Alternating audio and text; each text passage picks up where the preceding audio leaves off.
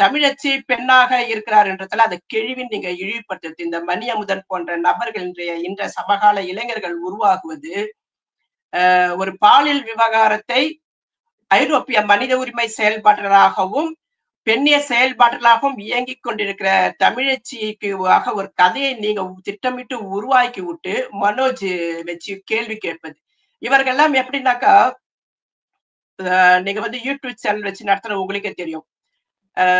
திமுகவுக்குன்னு ஒரு 200 YouTube channel உட்காந்துட்டு இருப்பாங்க. அவங்க எதையெல்லாம் செஞ்சாங்களோ அதையெல்லாம் வந்து விமர்சனமே இருந்தா கூட விமர்சனம் இல்லாம அதை மாற்றி பேசி மூடி மழுப்பி அவர்களுக்காக வேலை செய்யும் அடிவருடிகள் என்ற அளவுக்கு பெயர் வாங்கி வச்சிருப்பாங்க. இப்ப அதே மாதிரி பெரியாரிஸ்டுகள்லாம் வந்து இப்ப செயல்படுறாங்க. பெரியாரிஸ்டுகள் இருக்கிற சில இயக்கங்கள் இருக்கு இல்லையா? சில இது யூடியூப் சேனல்கள் இப்ப சற்று முன்பு கூட நான் போட்டிருந்தேன். அதர்ம மனோஜ், நடுவிரல் விக்கி, அறமெட்டல் வலையொலி, கிளாட்சன், உரிமைக்களம், இளம் பெருவழுதி, அறக்கழகம், தவம். இதுல வந்து சில முக்கிய இதுல வந்து ஒரு 4-5 சேனல் என்னை குறித்து மோசமா பேசணும். பெரியார் சரண் பாலியல் குற்றவாளிகளில் ஈடுபட்ட பெரியார் சரவணனை அழைத்து மைனர் சேனல் வந்து பேட்டி எடுக்க வைக்கிறாங்க. இதையெல்லாம் இவர்கள் திட்டமிட்டு பேசுறாங்க, திட்டமிட்டு செய்யறாங்க. நான் இப்படி கேள்வி கேட்பேன், நீங்க இப்படி ஆன்சர் பண்ணுங்க அப்படின்னு.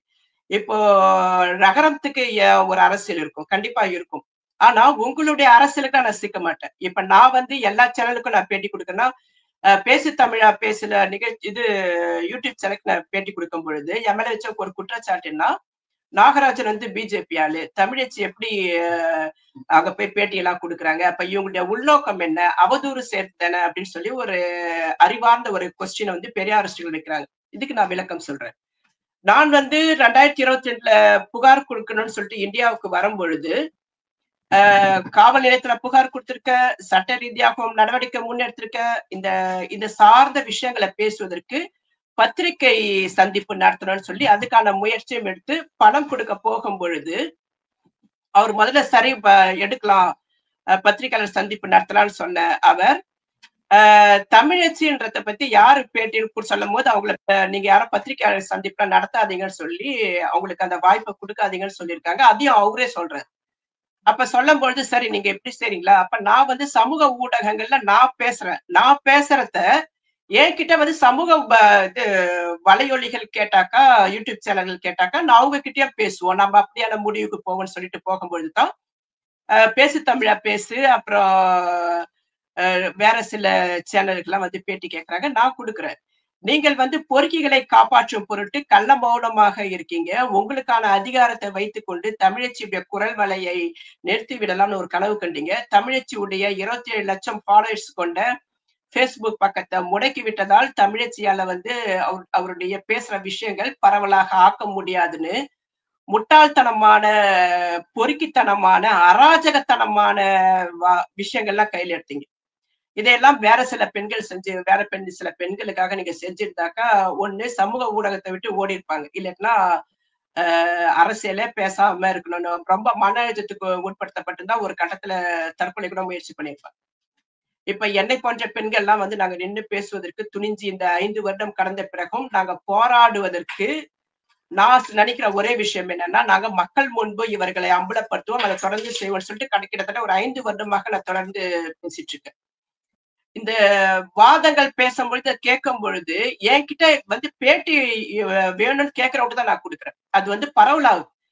ஒரு கட்டத்துல அமைதியா இருந்தவர்கள் நமக்கான ஊடகம் மூலியமா அந்த பெரியாரிய வலைவொலிகள் மூலியமாக என்னை குறித்து அவதூறு செய்தார்கள். அவர்களுடைய அரசியல் புரிதல், அவருடைய அறிவு அந்த அளவுல தான் இருக்கு. பொய் வேகமா பரவும், உண்மை மெதுவாகத்தான் வரும். இப்ப என்னை பொறுத்த வரைக்கும் என்னுடைய பொதுநல வழக்கு ஹைகோர்ட்ல இவர்கள் நினைக்கிறார் தமிழ்நாட்டுல வந்து திமுக தானே ஆட்சியில இருக்குது, அதை நான் வந்து கண்ட்ரோலுக்கு வச்சிருப்பேன். நான் வந்து டெல்லி வரைக்கும் போயிருக்கேன், தேசிய மகளிர் ஆணையம் வரைக்கும் போயிருக்கேன். இப்போ எனக்கு பின்னாடி பிஜேபி இருக்கு, RSS இருக்குனாக்கா நான் 2022 இந்த கேஸ் ஆயிருக்க முடியும். அடுத்தது நான் பேசும்பொழுது இந்த உங்க மாதிரி உங்களுடைய யூடியூப் சேனல், பேசு தமிழ் சேனல் இதெல்லாம் பேசும்போது அதுல இருந்து பரவலாகுது, சமூக ஊடகங்கள்ல பரவலாகுது, நிறைய பேர் பாக்குறாங்க, அது இவங்களுக்கு நெருக்கடியை கொடுக்குது.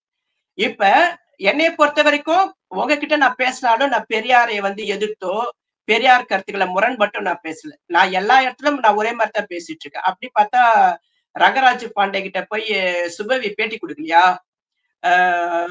கொளத்தூர் மணியும் அர்ஜுன் சாம்பத்தும் ஒரே மேடையில இருந்து பேசலையா? நீங்க யாருகிட்ட நம்ம பேசிட்டு இருக்கோம்? எதிரிகள் கிட்ட தான் உட்கார்ந்து நம்மளுடைய அரசியலை பேச முடியும். என்னுடைய அரசியல் இப்போ நான் தமிழ்நாட்டுக்கு எது தேவைன்னு பார்த்தாக்கா பெண்ணியம் சார்ந்த பிரச்சனை, பெண்ணியம் சார்ந்த கருத்தியலை வந்து இந்த மக்கள் கிட்ட பேசணும்னு நினைக்கிறேன். அதே மாதிரி பெரியாரியல் என்பது பெரியாரியல் பெண் விடுதலையில முழுமை அடையல அப்படின்னும் பொழுது, இந்த சமகால பெண்கள், இளைய தலைமுறை சார்ந்த பெண்கள் இருக்காங்க இல்லையா? பெண்ணியம் குறித்த ஒரு சரியான புரிதல் அவங்களுக்குள்ள போகணும்னாக்கா, வலதுசாரிய பெண்ணியம்னா என்ன? இடதுசாரிய பெண்ணியம்னா என்ன? அப்ப இடதுசாரிய பெண்ணியத்துல வர மார்க்சிய பெண்ணியம், கம்யூனிஸ்ட பெண்ணியம், அம்பேத்கரிய பெண்ணியம், பெரியாரிய பெண்ணியம் எல்லாத்தையும் தெரிஞ்சு வச்சிருக்கணும். அதே மாதிரி பாத்தீங்கன்னாக்கா, இத சார்ந்து நம்ம தொடர்ந்து ஒரு முழுமையான ஒரு புரிதலுக்கு வரும்பொழுது, பெண்ணியம் நாங்க வந்து பெண்ணியலாளர்கள்லாம் எப்படி வந்து இந்த விஷயத்த வந்து பார்ப்போம்னா, முதலாம் அலை பெண்ணியம், 2ஆம் அலை பெண்ணியம், 3ஆம் அலை பெண்ணியம், 4ஆம் அலை பெண்ணியம். இப்ப நாம வாழும் காலகட்டம் 4ஆம் அலை பெண்ணியம். இந்த 4ஆம் அலை பெண்ணியம் கார்ல் மார்க்ஸ் பேசாதது, லெனின் பேசாதது, பெரியார் பேசாத இது வந்து இங்க ஏன் இந்த 4ஆம் அலை பெண்ணியத்துல அது இருக்குதுனாக்கா, இது வந்து சமூக ஊடகங்கள். இப்ப சமூக ஊடகங்கள் பெரியார் இது லெனின் மற்ற தோழர்கள் வாழ்ந்த காலகட்டங்கள் இதெல்லாம் இல்ல. இப்ப சமகாலத்துல இந்த மாதிரி சமூக ஊடகங்கள் மூலியமாக சமூகத்துல இருக்கிற ஆண், பெண் எல்லாரும் வந்து புழங்கும் ஒரு இடமாக இருக்கும் பொழுது, இங்கேயும் வந்து ஏதோ ஒரு வகையில பாலியல் குற்றங்கள் நடக்குது. அப்படிங்கும்போது இதையெல்லாம் நம்ம சட்டப்பிரிவுக்குள்ள எடுத்துட்டு வரணும். பாலியலாக பெண்கள் பாதிக்கப்பட்டா அதற்கான தண்டனைகள் ஆண்களுக்கு கிடைக்கணும். ஒருவேளை பெண்களும் அந்த தண்டனைகளில் ஈடுபட்டால் பெண்களுக்கும் அந்த தண்டனை கிடைக்கணும்னு சொல்லிட்டு இது அமெரிக்காவுல இருக்கிறவங்க போராடுறாங்க. பெண்ணி அமைப்புகள், ஐரோப்பிய பெண்ணி அமைப்புகள். அந்த போராட்டம் நடந்துகிட்டே இருக்கும்பொழுது அமெரிக்காவுல அது செயல் திட்டத்துக்கு வரதுக்கு முன்னாடி 2011 இந்தியாவுக்கு வரல. ஐரோப்பாவுல முதன் முறையாக இதையெல்லாம் வந்து இணைய குற்றங்கள் சொல்லிட்டு இதுக்கெல்லாம் சட்டப்பிரிவுகள் வைத்து புதிய சட்ட சீர்திருத்தம் கொண்டு வரப்பட்டது. அந்த ஐரோப்பிய சட்ட சீர்திருத்தத்தை அப்படியே வந்து இந்தியா வந்து உள்வாங்கி அதை அப்படியே ரிப்பீட் பண்ணி செயல்படுத்திட்டு இருக்கு. இப்போ இணைய குற்றங்கள் நம்ம தான் சைபர் கிரைம் வருது. சைபர் கிரைம்னா இணைய குற்றங்கள்னாக்கா வெறும் பாலியல் மட்டும் கிடையாது. அது பண மோசடியாக கூட இருக்கலாம். இப்ப அதுக்கான விவாதங்கள் நிறைய சமூக ஊடகங்கள்ல இன்னும் உருவாகல. இப்ப நாங்க முன்னெடுத்துக்கிற இந்த விஷயம் கூட வந்து சைபர் கிரைம்ல தான் வந்து விசாரணைக்கு உட்படுத்தினாங்க. லூலு விவகாரம் என்பது லூலு என்பவர் ஆஸ்திரேலியால இருந்து பேசிட்டு இருக்காங்க. நான் வந்து பிரான்ஸ்ல இருந்து பேசிட்டு இருக்கேன். அவங்க வந்து லூலு குழுவுல இருக்கிற பெண்களை பாதிப்புக்கு உட்படுத்தியிருக்காங்க, மிரட்டல்களுக்கு உட்படுத்தப்பட்டிருக்காங்க. அவங்க மூலியமாக பல ஆண்களுக்கு, தனக்கு தெரிந்த ஆண்களுக்கு வந்து அந்த பெண்களை அனுப்பியிருக்காங்க. அது மூலியமா படங்கள் எடுத்து வச்சிருக்காங்க. வேற சில பெண்கள் ஆண்கள் கிட்டயே போக சொல்லி அவங்க வற்புறுத்தப்படுறாங்க. ஏற்கனவே திருமணமான பெண்கள் வந்து அதுக்குள்ள திருமணம் கடந்த உறவுக்கு தூண்டுதலுக்கு உட்படுத்தப்பட்டு திருமணம் கடந்த உறவுல இருக்காங்க. எல்லா ஆதாரமும் இருக்கு. எல்லா விஷயமும் நாங்க வச்சிருக்கோம். ஆனா இந்த பெரியாரிய வலையொலி கும்பல் என்ன பண்ணுச்சுனாக்கா, தமிழச்சிக்கும் லூலுக்குமான சண்டையா மாத்துனாங்க. அப்ப லூலுக்கு ஈக்குவலா என்னைய மாத்துனாங்க. நான் ஒரு பெண்ணிய செயல்பாட்டன்னு தெரியுது, மனித உரிமை செயல்பாட்டன்னு தெரியுது. ஆனா என்னை குறித்து நான் எங்கேயுமே மிகையாக அந்த காலகட்டங்கள்ல நான் என்னை பத்தி எதுவுமே பேசுனதில்ல. சமூக ஊடகங்கள் ஏதோ Facebook தமிழச்சி என்ற அடிப்படையில தான் இவங்க ஓவியா போன்றவர்கள் எல்லாம் வந்து என்ன விமர்சனப்படுத்தி மட்டுப்படுத்தி வச்சிருந்தாங்க. அப்போ இவங்க எல்லாத்துலயுமே இவங்களுடைய நோக்கம் இருக்கு. இவங்க தமிழ்நாட்டுல இருந்து களத்துல இருந்து நாங்க செயல்படுற களப்பணியாளர்கள் நாங்கெல்லாம் வந்து நேர்மையானவர்கள், சிறப்பானவர்கள் அப்படின்னு. இதைத்தான் வந்து சுந்தரவல்லி சொல்றாங்க. அவங்க ஒரு வார்த்தை என்ன சொல்றாங்கன்னா, நாங்கெல்லாம் வந்து அறிவுத்தளத்துல செயல்படுறவர்கள். நாங்க வந்து களத்துல இருக்கிறவங்க. தமிழச்சி வந்து ஊடக வெளிச்சத்திற்காக பேசிக் கொண்டிருக்கிறார். ஊடக வெளிச்சம்னாக்கா, அதுவும் யாரெல்லாம் தமிழச்சி தொடுறாங்கன்னு பார்த்தீங்கன்னாக்கா, பிஜேபி, ஆர்எஸ்எஸ் போன்றவர்கள், நாம் தமிழர் கட்சியை சார்ந்தவர்கள் இவர்கள்லாம் ஊதி பெருத்து ஊடக வெளிச்சத்துக்கு கொண்டு வந்து விட்டு வச்சிருக்காங்க. சுந்தரவல்லிக்கு நோக்கம் என்ன அப்படி இருந்திருக்கலாம். தனக்கு ஒரு ஊடக வெளிச்சம் வேண்டும் என்பதற்காக தான் பணிபுரிந்த பேராசிரியர் பதவியை ராஜினாமா செய்துவிட்டு இப்ப வந்து முழு நேரமாக பணியில இருக்கதா சொல்றாங்க இல்லையா? நீ ஒரு மேடையில பேசுறதுக்கு எனக்கு தெரிஞ்சு 40,000 வரைக்கும் வாங்கிட்டு இருக்காங்க. விசிக்கு அவ்வளவு வாங்குறதா நான் கேள்விப்பட்டேன். அப்ப நீங்க உங்களுடைய கலப்பணினா நீங்க 1 மாசம் பேராசிரியர் வேலை செஞ்சா கூட ஒரு மாத வருமானம் எவ்வளவு? ஒரு 60,000 வச்சுப்போம். ஆனா நீங்க இந்த வேலைய பார்க்கறதுக்கு நீங்க அ 60,000க்கு மேல வாங்கிட்டு இருக்கீங்க. ஒரு மேடைக்கே நீங்க வந்து 5ல இருந்து அதுக்கு ஒவ்வொரு இது சார்ந்ததுக்கு ஏத்தபடி, கட்சி சார்ந்தபடி. இப்ப திமுக நிலைப்பாட்டுல இருந்து இவங்க நின்னு பேசினா அதுக்கு ஒரு ரேட்டு.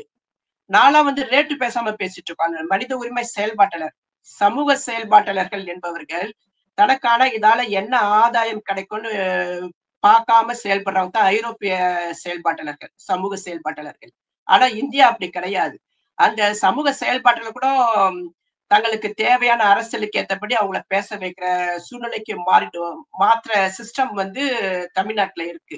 அந்த சிஸ்டத்துக்கு சிக்குண்டு கட்டுப்பட்டு நடக்கிற சுந்தரம்கிட்ட என்ன நேர்மை இருக்க முடியும்? இந்த நேர்மையற்றவர்கள் பேசுற அரசியல் யாரை நோக்கி இவங்க அட்டாக் பண்ணிட்டு இருக்காங்க? இந்த சுந்தரவலிய பார்த்தா இப்பல்லாம் இப்ப கிடையாது. கிட்டத்தட்ட எப்ப நாம் தமிழர் கட்சி உருவாக்கப்பட்டதோ, அன்றையில இருந்து இவருக்கு கொடுக்கப்பட்ட அஜெண்டா சீமானை வச்சு அட்டாக் பண்ணிட்டே இருக்கணும். இந்த அதர்ம மனோஜ் எடுத்துங்க. இந்த லூலு விவகாரம் வருவதற்கு முன்பு என் கூட மெசஞ்சர்லாம் பேசிய ஒரு தோழர். என்ன தோழர் தான் சொல்லுவார். "என்னங்க தோழர் நல்லா இருக்கீங்களா? எப்படி இருக்கீங்க?" அப்படின்னு சொல்லிட்டு அந்த பேசுற அளவுல இருந்த ஒரு தோழர். இந்த லூலு விவகார சர்ச்சையில சிக்கும் பொழுது, நான் எல்லாரும் வேற வேற புரிதல்ல இருந்தாங்க. அப்ப இவரு நமக்கு தெரிஞ்ச தோழர் தானே இவர்ட்ட பேசுவோம் அப்படின்னு சொல்லிட்டு நான் பேச முற்படும் பொழுது, அவர் வந்து என்னுடைய சித்திக்கு வந்து காரியம் நடக்குது. 1ஆம் ஆண்டு காரியம் நடக்குது. அது முடிச்சுட்டு நான் வந்து பேசுறேன்னு சொல்லிட்டு எஸ்கேப் ஆயிட்டார். அதுக்கு பிறகு வரவே இல்ல. அதுக்கு பிறகு பார்த்தாக்கா, மணி அமுதன வச்சு பேட்டி எடுத்துட்டு உட்கார்ந்துட்டு இருக்கிறேன். பிரான்ஸ் தமிழச்சி. தோழர் தமிழச்சி போயிடுச்சு. பிரான்ஸ் தமிழச்சியா மாறி இருக்கு. அப்ப இவர்கள் தோழர் என்ற வார்த்தைக்கு குடுக்கிற முக்கியத்துவம் என்ன? இந்த தோழர் தமிழச்சி எப்படி பிரான்ஸ் தமிழச்சியா மாறுனாங்க? இதே விவகாரத்த ஓவியாவும் கையில எடுத்தாங்க. ஆ பிரான்ஸ் தமிழச்சி. நீங்கலாம் என்ன செஞ்சுட்டீங்க? பெரியாரியல் மேடையில வந்து நீங்க பேசுனீங்க. சமூக ஊடகங்கள்ல இருந்துட்டு உங்க ஊடகம் சார்பாக அரசியல் விமர்சனம் பண்ணிட்டு இருக்கீங்க. இத தாண்டி வந்து நீங்க என்ன பண்ணியிருக்கீங்க? என்ன புரட்சிகர திட்டத்துல முன்னெடுத்து எதை வந்து சாதிச்சிருக்கீங்க? எல்லாருமே ஒரு பிரச்சார வடிவமா இருக்கு. உன்ன விட நீ பெட்ரு, என்ன விட நான் பெட்டர்ன்னு பேசுறது இங்க இந்த இந்த வாக்குக்காக நம்ம வந்து சமூக ஊடகங்கள செயலாற்றிட்டு இல்ல. ஆனா எதுவுமே செய்ய முடியாத இடத்துல வெட்டியா பேசிட்டு இருக்க தமிழச்சியாக நீங்க வந்து திட்டமிட்டு கட்டமைக்கிற முற்படுற இமேஜ் இருக்கு இல்லையா? அதுவும் இல்லாம நிறைவேறாத காதல், ஒருதலை காதல். இதெல்லாம் வந்து குடுத்த கொளத்திருமணி இருக்காரு. இந்த மனோஜ் இருக்காரு இல்லையா? மனோஜ் மணியமுதன வச்சு பேசும்பொழுது, நாமெல்லாம் பேசறதா இருந்தா சீமான் விவகாரத்தலாம் இந்த பேட்டி வந்து 2022 சொல்றேன். நாமெல்லாம் பேசறதா இருந்தா சீமான், விஜயலட்சுமி விவகாரத்தலாம் எவ்வளோ பேசலாமே! இந்த நிமிஷம் வரைக்கும் நம்ம தொடரலையே அப்டின்றாரு. அப்படி பேசின மனோஜ் தான் விஜயலட்சுமிய வர வைக்கிறார். தமிழ்நாட்டுக்கு வர வச்சு, விஜயலட்சுமி வச்சு ஒரு அரசியல் செய்ய முற்படுறார். அப்ப பாலியல் விவகாரத்தை இந்த மனோஜ் போன்ற இளைய தலைமுறையை சார்ந்த பெரியாரிஸ்டுகள் எப்படி பார்க்குறீங்க? உங்ககிட்ட பெரியாரிய பெண் விடுதலை சிந்தனை அடிப்படையிலயா பார்க்குறீங்க? அப்ப அப்படி பார்க்கும்பொழுது லூலு விவகாரத்த நீங்க எப்படி அணுகுனீங்க? சரி, விஜயலட்சுமி விவகாரத்துக்கே வருவோம். விஜயலட்சுமி வந்து 18 வயதுக்கு மேற்பட்டவ. அவருக்கு வந்து சீமான் மேல ஒரு ஈர்ப்பு இருக்கு. சீமானுக்கு அவங்க மேல ஒரு ஈர்ப்பு இருக்கு. இவங்க இருவரும் இணைந்து அவங்களுடைய பாலியல் தேவைகள் தீர்த்துக்கிறாங்க. என்னன்னா எப்பவுமே ஆண் மட்டும் தான் பாலியல் தேவையை தீர்த்துக் கொள்கிறான்னு சொல்ல முடியாது. ஒரு இனக்கூறுகள் மனித உடலாக இருக்கட்டும், அது அனைத்து உயிர்களுக்குமான உணர்வின் வெளிப்பாட்டுல ஆணுக்கும் காமம் இருக்கும், பெண்ணுக்கும் காமம் இருக்கும். ஆண் மட்டுமே என்னுடைய காம தேவையை பூர்த்தி செய்து கொண்டு போறான்னு சொல்ற சமூகத்தை வந்து நான் தமிழ் சமூகத்துல மட்டும் தான் பார்த்துட்டு இருக்கேன். எவ்வளவு வந்து வரட்டுவாதம் இது. இந்த முட்டாள் கூட்டமா இல்லட்டா நாங்க இப்படியே பேசி பழக்கப்பட்டோம். இதுல இருந்து எங்களுடைய அணுகுமுறையை மாத்திக்க மாட்டோம்னு சொல்லி நினைக்கிற கூட்டமாக இப்ப பெரியாரிய இயக்கங்கள் இருக்கான்னு எனக்கு புரியல. பெரியார் சொல்வார், அறிந்ததை பகுத்தறியுங்கள் என்பதுதான். ஒரு பாலியல் வந்து கண்டிப்பா பேசப்பட வேண்டிய விஷயம். காமம் கண்டிப்பா பேசப்பட விஷயம். அதை எப்படி இவர்கள் அணுகிறார்கள் பார்க்கணும். பெண் உடல் அரசியல் ஒரு பொது தளத்துல விவாதத்துக்கு இது வரைக்கும் வந்ததே கிடையாது. இப்போ அப்படியே ஒரு விவாதம் வந்தா கூட எல்லா ஒட்டுமொத்த பெரியாரிஸ்டாலும் சரி, கம்யூனிஸ்டா இருந்தாலும் சரி, எல்லா தரப்புலயும் வந்து அந்த ஆணை எதிர்ப்பதும் பெண்ணுக்கு ஆதரவா நிக்கிற மாதிரி நிலைப்பாட்டுக்கு போயிடுவாங்க. இப்ப இந்த லூலு விவகாரம் வரும்போது, லூலு விவகாரத்துல 4 பெண்களுடைய படங்கள வந்து அ ஒண்ணா பேசின்னு குடிச்சிட்டு தண்ணி அடிச்சுட்டு அவங்க வந்து புருஷன மாத்திட்ட பத்தி பேசுவாங்க. அதுக்காக வெளியிடப்பட்ட வீடியோவ 4 பெண்கள் பாதிக்கப்படலையான்னு குய்யோ முய்யோன்னு பேச ஆரம்பிச்சுட்டாங்க. அப்ப எத பார்க்குறீங்க? அவங்கலாம் பெண்கள், அவங்கலாம் அவங்களுக்கு குடும்பம் இல்லையா? அப்படின்றாங்க. அந்த 4 பெண்கள் மேலயும் வந்து நான் புகார் குடுத்துருக்கேன். பொதுநல வழக்கு ஹைகோர்ட்ல பொதுநல வழக்கு எல்லாமே நிர்வாண படம் போட்டிருக்காங்க. எல்லாமே திருமணம் கலந்த உறவுல போய் இருந்துட்டு என்ஜாய் பண்ணிட்டு வந்திருக்காங்க. இவங்கலாம் திருமணம் கடந்த உறவுல போய் நீங்க என்ஜாய் பண்றதுல, இதையெல்லாம் தமிழச்சியால செய்ய முடியலன்னு சொல்லிட்டு நம்ம மேல அவளுக்கு பொறாமைன்னு லூலு சொல்றாங்க. அந்த குழுவுல இருக்கிற பெண்கள் சொல்றாங்க. இந்த அளவுல தான் அவங்களுடைய அரசியலற்ற பெண்களுடைய புரிதல் இருக்குதுன்னா, அரசியல் தெரிஞ்ச இந்த பொறுக்கிகளுக்கு வந்து ஏன் அந்த பெண்களுக்கு ஆதரவா நிக்கணும்னு நினைக்கிறாங்க? ஏன்னா, இந்த அரசியல் தெரிந்த இந்த பொறுக்கிகளுக்கு அந்த மாரி பெண்கள் தேவை. பாலியல் ரீதியாக அனுபவிப்பதற்கும் பெண்கள் தேவை. அதனால தான் கொளத்திருமணி ஓடியாராரு, சுபைவு ஓடியாராரு. அப்ப நீங்கள் எல்லாம் யார்? நீங்கள் எல்லாம் பொறுக்கிகளே தவிர பெரியாரிஸ்டுகள் இல்லன்னு நான் சொல்ல முற்படுறேன். இது சொன்னா இவங்களுக்கு கோவம் வருது. ஒரு பெண்ணியம் சார்ந்த பிரச்சனைய நீங்க எப்படி பார்க்குறீங்க? ஒரு நேரடியான விவாதத்துக்கு என் கூட வந்து பெரிய தமிழ்நாட்ட சேர்ந்த பெரியாரிஸ்டுகள் யாராவது விவாதிக்க வந்தாக்கா தாராளமாக விவாதிக்கலாம். இதன் மூலியமாக நான் கோரிக்கை கூட வரேன். பெண்ணியம் சார்ந்த புரிதலே இல்லன்னு சொல்லுவேன். ஒரு அடிப்படை புரிதல் கூட இல்லாம, ஒரு பெண்ணிய பிரச்சனைய உங்களால நீங்க அணுகுறீங்கனாக்கா, பாலியல் சுரண்டலுக்கு நீங்க எப்படித்தான் கைய காட்டிட்டு உட்கார்ந்துட்டு இருப்பீங்க? உங்களுடைய அறிவு அந்த அளவுல தான் இருக்கு. இந்த மாரி பாலியல் சுரண்டல் அப்படி கைய காட்டிட்டு நீங்க வந்து யுனெஸ்கோ பெண்கள் அமைப்புல உட்கார்ந்து பேச முடியாது. தரம், தகுதி, அறிவு எல்லாமே படித்ததன் வந்து உள்வாங்கி அத நடைமுறை செயல்படுத்துற சிஸ்டம் இருக்குல்ல, அது வந்து அந்த லெவலுக்கு பெண்ணியம் சார்ந்த பிரச்சனைக்கு இன்னும் பேசுவதற்கு இன்னும் இந்தியா தயாராகலன்னு சொல்லுவேன். இந்தியா தயாராகலன்றத விட தமிழ்நாட்டுல இருக்கிற பெரியார் இயக்கமே தயாரா இல்ல. தயாராகவே முடியல. அப்ப எங்க பிரச்சனை இருக்கு? இந்த பிரச்சனையெல்லாம் நம்ம தொடர்ந்து பேசுறதுன்னா, இந்த மாரி வாய்ப்புகள் மூலியமாக நம்ம பேசுவதன் மூலியமாக மக்கள் புரியட்டும், மக்கள் பார்க்கட்டும். ஏன்னா இவர்களும் வந்து இயக்கம் வச்சு நடத்துறவங்களும் மக்களுக்காகத்தான் நடத்திட்டு இருக்காங்க. சீமான் போன்ற கட்சி வச்சுட்டு இருக்கவங்களும் மக்களுக்காகத்தான் கட்சி நடத்திட்டு இருக்காங்க. அப்ப திராவிட முன்னேற்ற கழகத்துல இருக்கிற நிறைய மேற்கோள்கள் காட்டி நம்மளால பார்க்க முடியும். பாலியல் சார்ந்த விவாதங்கள்ல எப்படி வந்து அணுகுறாங்க. அதிமுகவும் அப்படிதான் இருக்கு. அப்ப எல்லா பாலியல் குற்றங்களில் குற்றச்சாட்டப்பட்ட அரசியல்வாதிகள் எல்லாம் நீ செய்யலையா? நான் செய்யலையான்னு பேசுறீங்களே தவிர, இந்த பெண்ணிய விவகாரத்த எப்படி பார்க்கறதுன்றதுல இருந்து விலகி நிக்கிறாங்க. அப்ப இதுக்கெல்லாம் வந்து தீர்வு என்னன்னாக்கா, நாம இப்ப பெண்கள் ஒரு சில பெண்கள் துணிந்து பேச முற்படணும். இது தமிழ்நாட்டுல இருக்கிற பெண்கள் செய்ய சாத்தியம் கிடையாது. என்னன்னா, எனக்கு ஆதரவா ஒரு தோழர் வந்து யூடியூப் சேனல்ல உட்கார்ந்து பேசுனதுக்கு, அது பேசின அத வெளிவந்த அன்னைக்கே வந்து 12க்கு மேற்பட்ட கால் அவருக்கு. நீங்களா போய் தமிழச்சோட இணைந்து பேசலாமா? அப்படின்னு. அவரு நேர்மையான பெரியாரிஸ்டா இருக்காரு. உண்மையான பெரியாரிஸ்டா இருக்காரு. அவருக்கு பெண்ணியம் சார்ந்த புரிதல், தெளிவான ஒரு புரிதல் இருக்கு. அப்ப எங்களை போன்ற பெரியாரிஸ்ட்கள் அவர் வந்து இயக்கம் சார்ந்த பெரியாரிஸ்ட் கிடையாது. இந்த இயக்கத்துக்குள் கட்டுப்பட்டு இருக்கிற பெரியாரிஸ்ட்கள் இந்த மாரி பிரச்சனைகள்லாம் இருக்கு.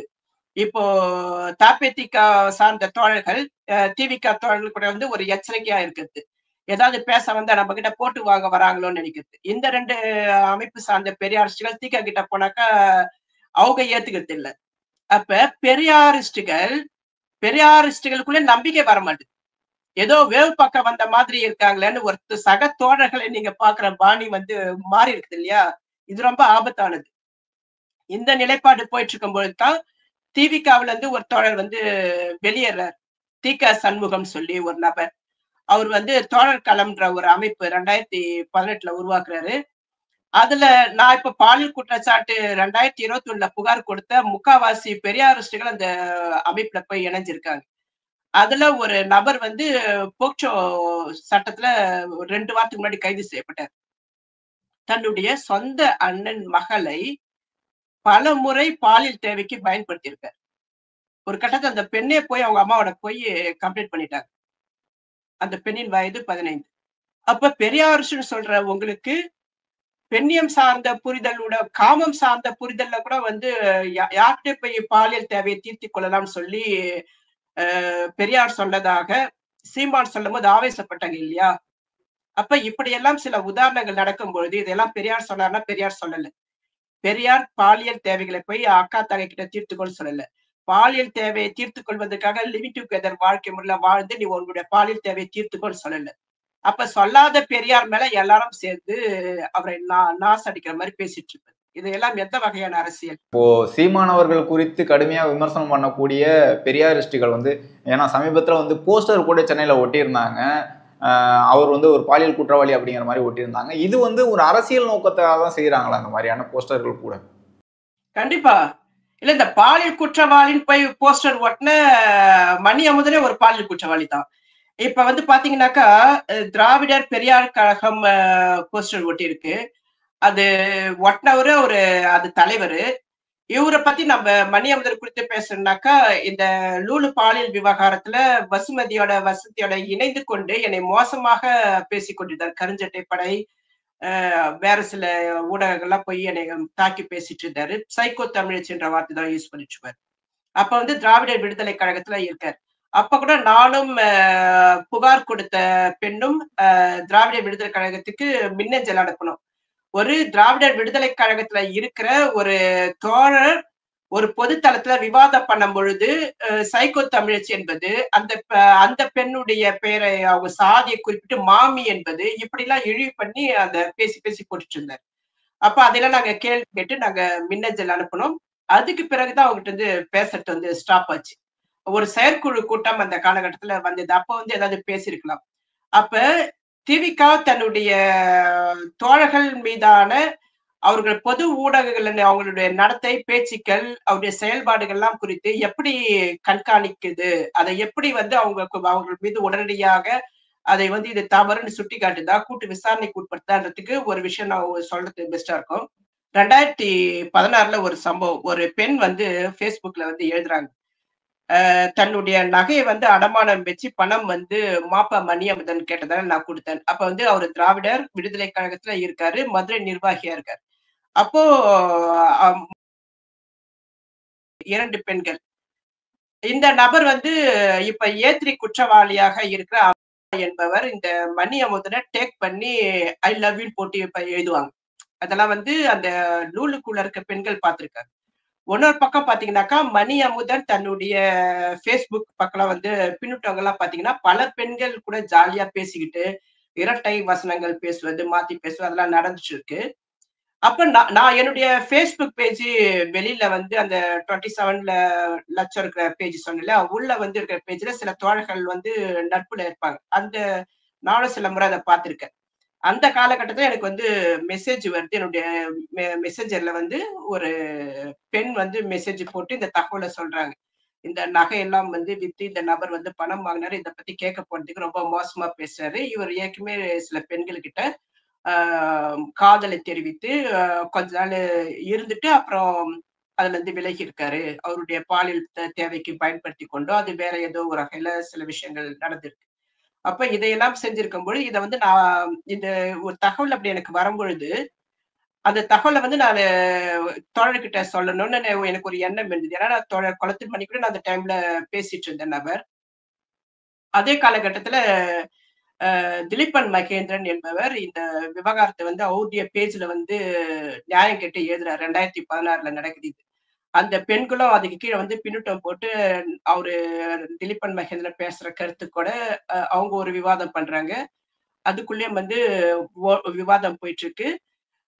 திலீபன் மகேந்திரனுடைய விமர்சனங்கள் மீது எனக்கு சில அவருடைய வார்த்தைகள் மீது விமர்சனம் இருக்கு. அவரு வந்து இவன் வந்து சொட்ட தலைய, இவர் டோப்பா தான் போட்டுட்டு இருக்காரு அப்படின்ற மாரிலாம் எழுதி, அந்த ஒரு அரசியலா பேச வேண்டிய விஷயத்தோட வந்து கடைசியா இறுதியா அப்படி பேசி அது ஒரு மொக்கையா போயிடுச்சு அந்த விஷயம். அப்ப எனக்கு வந்து என்னன்னா, இன்னும் இப்படி ஒரு குற்றச்சாட்டு வைக்குத நம்ம நேரடியாவே இவர்கிட்ட பேசிடுவோம்ன்னு சொல்லிட்டு அவரு நட்புல இருக்காரு. அப்ப வந்து இவர்ட்ட நான் தான் வந்து கான்டாக்ட் பண்ணேன். இவரு வந்தாரு. நான் வந்து பிரான்ஸ் தமிழ் சேர்ந்த தோழனோனே, சொல்லுங்க தோழர் தெரியும் அப்படின்னு சொல்லிட்டு கேட்டாரு. என்ன தோழர் இந்த மாரி இப்படி ஒரு குற்றச்சாட்டு வச்சிருக்காங்க. எனக்கும் இது மெசேஜ்ல வந்திருக்கு. அவங்க நோட்டீஸ்லாம் அந்த நகை வந்து அடமானம் வச்சு இதெல்லாம் குடுத்துருக்காங்க. அது வந்து அதெல்லாம் ஒண்ணும் இல்ல. எனக்கு பழிவாங்கும் நடவடிக்கை அப்டின்னாரு. அப்புறம் சரின்னு சொல்லிட்டு திலீபன் மகேந்திரன் இப்படி உங்களை குறித்து இப்படி ஒரு குற்றச்சாட்டு வச்சுன்னா, அவனுக்கு என் மேல ஒரு காண்டு இருக்குன்னு சொல்லிட்டு அந்த அந்த ஸ்லாங் பேசினாரு. பேசிட்டே வந்து என்னுடைய ஃபோட்டோல ஒண்ணு எடுத்து உள்ள போட்டாரு. போட்டுட்டு இந்த ஃபோட்டோல நீங்க அழகா இருக்கீங்கன்னு சொன்னாரு. அப்போ நான் வந்து பார்த்தீங்கன்னா, எப்போதும் நானு கோட் ஷர்ட் போட்டிருந்த ட்ரெஸ் மாதிரி இந்த போட்டோல அது டிஃப்ரெண்டா நான் ஒரு டூருக்கு போயிருந்த மாதிரி ஒரு போட்டோ. அந்த போட்டோவ எடுத்து போடும்பொழுது நான் சொன்னேன், "தோழர் நீங்க வந்து ஏன் அழகா இருக்கீங்கன்னு இப்படி பேசுறீங்க? இந்த மாதிரி இன்பாக்ஸ்ல வந்து இப்படிலாம் பேசுறத தவிர்த்துங்க. நீங்க வந்து டிவிகேல இருக்கிற ஒரு ஒரு நிர்வாகி, ஒரு ஒரு பெர்சனா வந்தா எப்படி பேசணுமோ, அது மாரி பேசுங்க." உடனே, "இல்ல நான் இப்படித்தான் பேசுவேன். நீங்க இப்படி பேசினாக்க நான் குளத்தூர் மணிகிட்ட சொல்லுவேன். சொன்னா சொல்லிக்கோ நான் இப்படிதான் பேசுவேன். நீங்க ரொம்ப அழகா இருக்கீங்க." அப்படி. அப்புறம் நானு அதுக்கு பிறகு நான் பேசல. ஆனா இந்த விஷயத்த நான் குளத்தூர் மணிகிட்ட சொன்னேன். அவர்ட்ட பண மோசடியில ஈடுபட்டான்னு ஒரு குற்றச்சாட்டு இருக்கு. என்கிட்டயும் அப்படி அணுகுற முறை இருக்கு. நீங்க ப அவருடைய பொது தளத்துல அவர் பேசுற விஷயங்களுக்கு கீழ வந்து பின்னூட்டங்கள்லாம் வந்து நெறைய பெண்களோட அவர் நடந்துக்கிற விதங்கள் டிஃபரெண்டா இருக்கு. அவர் மேல இப்படி ஒரு பாலியல் குற்றச்சாட்டுலாம் வச்சு பேசுறாங்க. இதெல்லாம் நீங்க கூட்டு பேசுங்கன்னாரு. அப்பொழுது இப்ப நான் முதல் முறையா வெளிப்படையாவே நான் பேர சொல்லிடலாம்னு நெனைக்கிறேன். இணையதள பொறுப்பாளர், டிவிக இணையதள பொறுப்பாளர் பரிமள ராஜா. அவரு வந்து என்கிட்ட பேசும்பொழுது, "இவன் எப்ப வாங்க போறான்னு தெரியல. ரொம்ப மோசமா சேட்டை பண்ணிட்டு இருக்கான்." அப்படின்னு சொல்லி சொன்னது என்கிட்ட டிவிகே சார்ந்த இணையதள பொறுப்பாளர். இப்ப யாருமே வாய திறக்க மாட்றாங்க. நானும் இதுவரைக்கும் பரிமளா தோழர் சொன்னத நான் சொன்னதே கிடையாது. இப்ப என்னன்னா, எதுக்காக எல்லாரும் அமைதியா இருக்கீங்க? இப்படி ஒரு பாலியல் குற்றங்கள் நடக்குது. இவன் இவ்வளவு பொறுக்கித்தனமா இருக்கான். தொடர்ந்து நீங்க கழுத்துல தங்க வச்சுட்டு இருந்தீங்க. அ அவர் பொதுவுல வந்து சமூக ஊடகங்கள்ல பேசிட்டு இருந்தாரு. மோசமா தாக்குதலுக்கு உட்படுத்திட்டு இருந்தாரு. இது ஒண்ணும் செய்ய முடியாது. இதுக்கு மேல நம்ம ஒண்ணும் பண்ண முடியாதுன்னு சொல்லிட்டு, நான் பாட்டு வழக்கம் போல லூலு விவகாரம்லாம் பேசிட்டு இருக்கும்போது, சென்ற வருடம் அ அ 24 டிசம்பர் பெரியார் நினைவு தினம். அன்னைக்கு இவருடைய இதுல இருந்து ஒரு தோழர் வந்து எனக்கு குடுக்குறாரு. மாப்பா மணி அமுதன் திராவிட பெரியார் கழகம் உருவாக்கி அதுக்கு தலைவர் ஆயிட்டாரு. நான் கேட்டேன், "எதுக்காக இப்படி நடந்தது? என்ன விஷயம்?" அப்படின்னு சொல்லி நான் கேட்டேன்.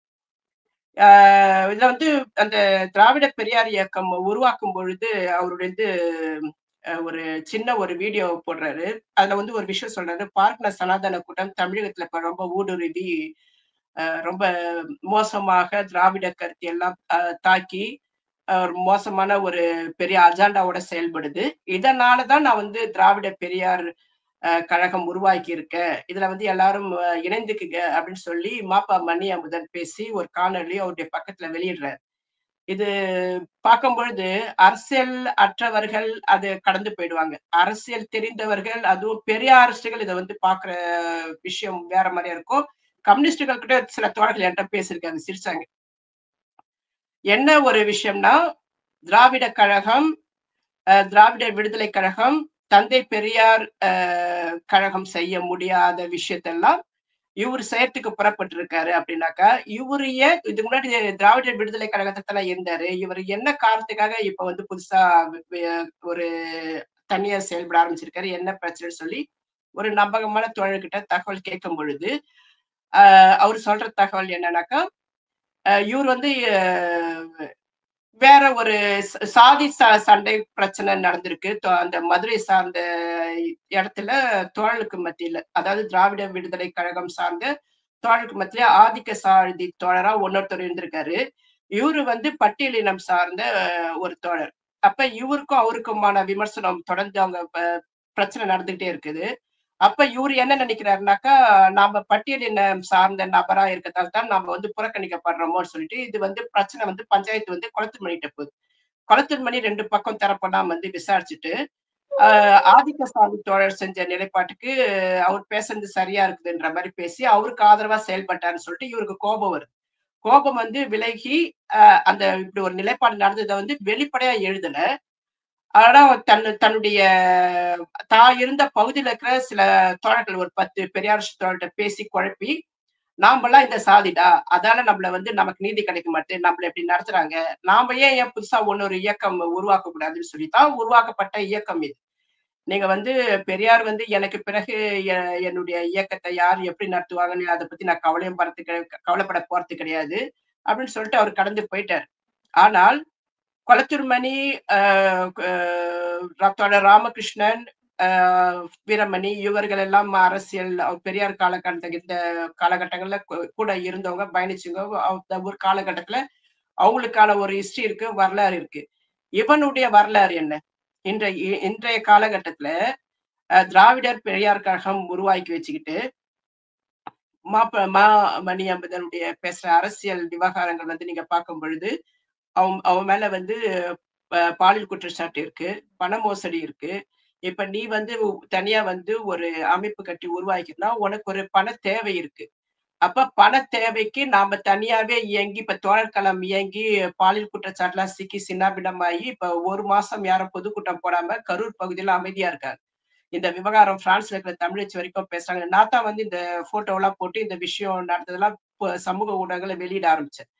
என்னைய பொறுத்தவரைக்கும் என்னாக்கா, பெரியார் அரசுனா சரியா செயல்படுங்க.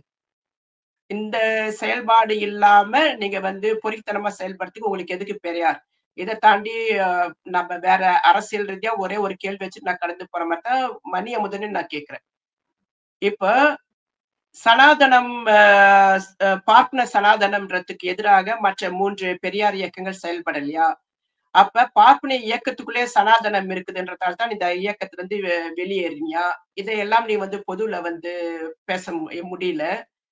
அப்ப அவருடைய அறிக்கையில வந்து என்ன சொல்றாருன்னா, பிரான்ஸ்ல இருந்து சேர்ந்திருக்காங்க, லண்டன்ல இருந்து சேர்ந்திருக்காங்கன்னாக்கா, இப்ப நீ உருவாக்கி வச்சுக்கிற அமைப்புக்கு, உன்னுடைய சாதியை சார்ந்த பிரான்ஸ்ல இருக்கிற நபர்கள்கிட்டயோ, லண்டன்ல இருக்கிற நபர்கள்கிட்டயோ, "பாத்தியா நம்ம நிலைமை இப்படி, நாம தான் இத செஞ்சாகணும்னு" பேசி அவங்க கிட்ட வேற விதமா பேசி பணம் பெறுவது. அப்ப வரும் பணத்தை வச்சுக்கிட்டு அவர்கள் வந்து என்ன பண்ணுவாங்க, போவாங்கன்றது திரள் நிதி பெறுபவருடைய அரசியல் நிலைப்பாடு, விமர்சனங்கள் ஒவ்வொரு காலகட்டத்திலும் ஒவ்வொரு மேல எப்படி வரும்? சீமான் உட்பட. சீமானாக இருந்தாலும் சரி, மாப்பா மணி அமுதனாக இருந்தாலும் திரள் நிதி மூலியமாக இவர்கள் செய்ய முற்படுவது என்னன்னு இருக்கு இல்லையா? அதையெல்லாம் இன்னும் போக போகத்தான் இவர் மேல வர குற்றச்சாட்டுகள் எல்லாம் வந்து புரிய நமக்கு தெரியும். ஏன்னா திராவிடர் விடுதலை கழகத்துல இருக்கும்போது பண மோசடியில ஈடுபட்டாங்க என்ற 2 பெண்கள் வந்து பேசுறாங்க இல்லையா? அது மாரி வருங்காலத்துல இவருடைய அமைப்புக்குள்ள இப்படி சீரழிவு நடக்குதுனாக்கா, இவரு அமைப்புல இருந்து இன்னொருத்தவங்க விலகி இன்னொரு அமைப்பு தொடங்குவாங்க. அதுலயும் பெரியார் வச்சுக்கோ. அப்ப இவர்களுக்கெல்லாம் பெரியார் சொன்ன பாலியல் ரீதியாக பெண்களை அனுபவிப்பதற்கும், சுந்தரவல்லி, சுபவி, கொளத்தூர்மணி எல்லாருக்குமே இதே வேலையை செய்வதற்கு உங்களுக்கு இந்த பெரியார் முகமூடி தேவைன்னாக்கா, அதே தேவை தான் இவனுக்கும் இருக்கு. அப்ப நம்ம ஒட்டுமொத்தமா எல்லாரையும் விமர்சிக்க வேண்டிய இடத்துல இருக்கு. இந்த காணொளி வெளிவந்த பிறகும் வந்து இதே பெரியாரிஸ்டுகள் தமிழச்சி மீது விமர்சனம் வைத்தோ, அல்லது தங்களுடைய நிலைப்பாட்டை வெளிப்படுத்தி வந்து பேசுவது சரியா இருக்கும். என்னன்னா, கொளத்தூர் மணி திராவிட விடுதலை கழகத்துல எந்த நோக்கத்துக்காக மாப்பா மணி அமுதன் வெளியேற்றப்பட்டார் என்பதை வந்து ஒரு அறிக்கையா வெளிப்படுத்தியிருந்தா, தோழனுக்கு மத்தியில ஒரு புரிதல் உருவாயிருக்கும். இப்ப மணி அமுதன் திராவிட விடுதலை கழகம் ஒரு சனாதன கூடமாக இருக்குதுன்றத வந்து எங்களுக்கு தகவல் வருது. அப்ப இவர் குளத்திருமணியோட இவர் நேர்மையாக செயல்பட போறாரா? ஏன்னா, இரு நபர்களுக்கிடையேயான பிரச்சனை முற்றி போயிருக்குதுன்னா, அந்த இரு நபர்களுக்குடைய நடந்த விவகாரம் யார் பக்கம் அறம் இருந்ததோ, அப்படியான தீர்ப்ப தான் வந்து குளத்திருமணிக்கு கொடுத்ததா நான் கேள்விப்பட்டேன். குளத்திருமணி மேல எனக்கு 1000 விமர்சனம் இருக்கு. ஆனா, இவருடைய விவகாரத்துல இதுதான் நடந்தது. அப்ப அறமற்று செயல்பட்ட நீ, இன்று வந்து இன்னொரு பெரியார் இயக்கத்துக்காக ஒரு அமைப்பு உருவாக்கி வச்சுக்கிட்டு, நீ பண தேவைக்கு தான் தானே செயல்பட்டுட்டு இருக்க. இப்ப வந்து அராஜகமாக செயல்படுவது. இப்ப பெரியாரிஸ்டுகள் என்னாக்கா, கருத்தியல் அடிப்படையில செயல்படுத்தது போயி, இப்ப அராஜகவாதியாக சீமானை எதிர்த்து பாலியல் குற்றவாளின்னு நோட்டீஸ் ஒட்டுறதுக்கு இந்த பாலியல் குற்றவாளி போகுது சென்னைக்கு, மதுரையில இருந்து. அப்ப உண்மை தன்மைகளை நம்ம வெளிவிடுவோம். இத விவாதமாக மக்கள் பார்க்கட்டும். இனி வரும் காலங்களில் திராவிட பெரியார் கழகம் குறித்தான விமர்சனம், நடத்தைகள், செயல்பாடுகள், மணி அமுதனுடைய நிலைப்பாடுகள், இவருக்கு ஆதரவா போய் பேசுகின்ற மைனர், அதர்ம மனோஜ் இவர்கள் எல்லாமே கொஞ்சம் பெரியாரிஸ்டுகள், மூத்த பெரியாரிஸ்டுகள் வந்து கொஞ்சம் கண்காணிப்புல வச்சுட்டு இருந்தா நலம். ஏன்னா, சமூக ஊடகங்கள்ல இவங்க ஈடுபடுற இந்த இந்த மாதிரி மோசமான அணுகுமுறைகள்லாம் ஒரு அருவருக்கத்தக்க நிலைப்பாட்டுல இருக்கு. இப்ப அதர்ம மனோஜ் விஜயலட்சுமிக்கு சார்பா விஜயலட்சுமிய அழைத்துட்டு வந்து, அது இவர் ஒரு அரசியல் செய்ய முற்படுவது, இதெல்லாம் தலைமையுடைய அனுமதியோட நடக்குதான்னு ஒரு கொஸ்டின் இருக்கு. அதைத்தான் வந்து திராவிடர் விடுதலை கழகம் அனுமதியோட தான் இவர் வந்து சைக்கோ தமிழ்ச்சின்னு பேசிட்டு இவ்வளவு மோசம் மட்டும் வேலைகள்லாம் பண்ணிட்டு இருந்தாரா? இன்னொரு பக்கம் பாத்தீங்கன்னாக்கா, உமாபதின்னு ஒருத்தவர், மயிலாப்பூரை சார்ந்த அந்த தோழர் விடியகாலை 2 மணிக்கு போய் போலீஸ்ல கம்ப்ளைண்ட் குடுக்குறாங்க. அன்று மதியமே என்ன போலீஸ் விசாரணை செய்யறதுக்கு 2022ல அழைச்சுட்டு போகுது. அப்போ இவர்கள் செய்வதெல்லாம் இதுல எந்த உள்நோக்கமும் இல்லையா? இதெல்லாம் தலைவர்கள் தூண்டுதல்ல நடைபெறுதா? அதையெல்லாம் வந்து நம்ம பேசணும். அரசியலா பேசணும். அத நான் தொடர்ந்து பேசுவேன். இத தொடர்ந்து இவர்கள் யார் என்பதை நான் அம்பலப்படுத்திட்டே இருப்பேன். இன்னும் எத்தனை பெரியார் இயக்கமா இருந்தாலும் அதோட நோக்கங்கள் வந்து ஆராயப்படணும். அதுவரைக்கும் சீமான் தேவையில்ல. இவர்களே நாசம் பண்ணிப்பாங்க. பெரியாருடைய இயக்கங்களே அவர்களுக்குள்ளே அவர்களுடைய சீரழிவை வந்து சந்திப்பாங்க.